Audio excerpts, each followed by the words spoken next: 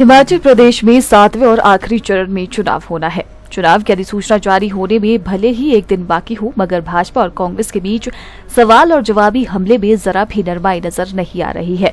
हिमाचल कांग्रेस उपाध्यक्ष नरेश चौहान ने केंद्रीय राज्य मंत्री मीनाक्षी लेखी पर निशाना साधा है। नरेश चौहान ने मीनाक्षी लेखी के बहाने भाजपा के केंद्रीय नेताओं को सही आंकड़ों के साथ हिमाचल आने की नसीहत दे डाली है। शिमला में पत्रकार वार्ता कर आज नरेश चौहान ने कहा कि 3 चरण के चुनाव हो चुके हैं और शुरुआती चरण में ही भाजपा के 400 पार के नारे की हवा निकल गई है। प्रधानमंत्री मोदी और भाजपा नेताओं में बौखलाहट साफ नजर आ रही है। नरेश चौहान ने कहा कि भाजपा के नेता अब गलत आंकड़े पेश कर जनता को गुमराह करने की कोशिश कर रहे हैं। इस दौरान नरेश चौहान ने जहां जयराम ठाकुर को आड़े हाथों लिया, तो केंद्रीय राज्य मंत्री मीनाक्षी लेखी पर भी जमकर निशाना साधा। तीसरा चरण देश में चुनाव का आगे बढ़ रहा है और इन 3 चरण के अंदर देश में जिस तरह का माहौल जो मीडिया के जरिए, सोशल मीडिया हो, इलेक्ट्रॉनिक्स मीडिया हो, कोई भी और लोगों द्वारा, कार्यकर्ताओं द्वारा एक फीडबैक देश के अंदर बन रहा है कि जिस प्रकार का मॉडल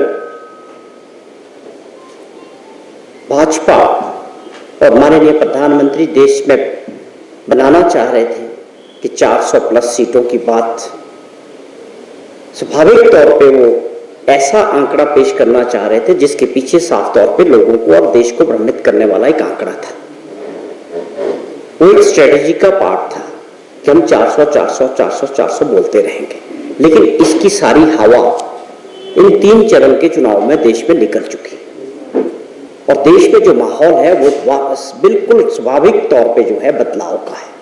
तो देश की जनता ने जरूर समझा कि 10 साल बाद ये कौन सी दिशा में जा रहा है, हमारे मुद्दों को एड्रेस नहीं किया जा रहा, देश की असली समस्याओं पर चर्चा नहीं हो रही है।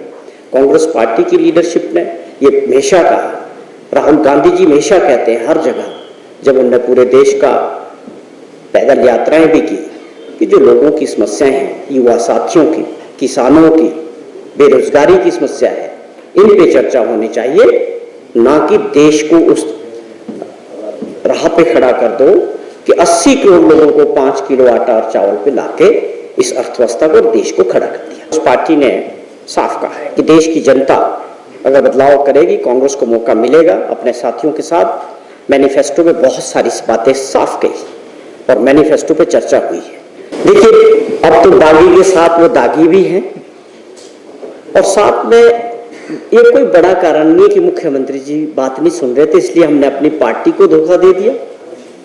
आपको लगता है ईमानदारी से आप आपसे पूछें कि ये कारण हो सकता है? जो लोग पार्टी में, दूसरी पार्टी में ये सिर्फ इस वजह से जा सकते हैं दूसरे दल में, इसके पीछे क्या कारण है वो आप सब, पूरा देश जानता है। बीजेपी के पास मुद्दे नहीं है। देश के चुनाव की बात करें तो उनका काम है कि वो बताना लोगों को कि हमने क्या किया था। सच्चाई में आज प्रधानमंत्री जी के किसी भी देश के अंदर जितनी भी रैलीज और मीटिंग्स हो रही है, कहीं पे बात नहीं हो रही बेरोजगार युवा साथियों की या रोजगार पे, कहीं पे वो मुद्दा ही नहीं, टच ही नहीं कर रहे। जबकि खुद एक आंकड़ा रखा था कि 2 करोड़ बच्चों को जो है हर साल रोजगार मिलना चाहिए। लेखी जी ने भी कल यही बात कही कि 50% इंपोर्ट ड्यूटी की बात उन्होंने कही कि 50% इंपोर्ट ड्यूटी किसने की। हम यहाँ जो हमारे नेता है भाजपा के, उनसे पूछना चाहते हैं कि किसने की 50%? हमारे किसान बागवान क्या मांग रहे हैं? They are asking for 100% import duty, और जो पहले 75% थी। तो क्या आपकी सरकार ने, प्रधानमंत्री जी ने इस ड्यूटी को घटाया? मांग थी 100% करने की, तो आप क्या कहना चाह रहे थे कल की प्रेस कॉन्फ्रेंस में? तो आपके जो आंकड़े थे, आपके जो तथ्य थे, वो टोटल गलत थे। हमारी मांग और हमारे किसानों और बागवानों की मांग क्या थी और आपकी सरकार ने क्या किया? खास तौर पे 2014 के बाद में मुझे बड़ी हैरानी हुई उनका, जब मैं बयान देख रहा था कि 2014 के बाद नालदेहरा, कुफरी, छराबड़ा, कितने वहां बिजली नहीं होती थी। बहुत हैरानी की बात है कि इनके राष्ट्रीय स्तर के नेता आके हमारे घर में इस तरह की बात करेंगे। भाई, हिमाचल प्रदेश को पहले आप जाने, पूरी वास्तविकता को पहचाने, तब जाके बयान दीजिए।